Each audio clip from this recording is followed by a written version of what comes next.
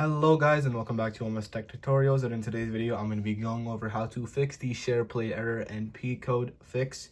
And yeah, so let's get into it. So the first thing you guys can do is head over to settings and you're going to go to network. Now from network, the first thing you guys can do is simply uncheck and check the connect to the internet box a couple of times. Just do it 3 to 4 times. It's like a good refresh kind of. And once you do that, head over to set up internet connection. And if you have a LAN cable, I highly recommend you using a LAN cable because it will improve the speed of the SharePlay and it will honestly just improve your overall experience on PS4 as well. And yeah, so use a LAN cable. You're gonna go with custom, you're gonna go with automatic, do not specify, manual. Now this is the code that you are going to be using, 8 for primary DNS 8.8.8.8, and then for secondary DNS 8.8.4.4.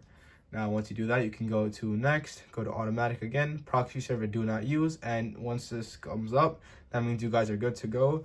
And just turn your PS4 off, wait 2 to 3 minutes, turn it back on, and then check to see if the error code has been fixed, and it should have been fixed.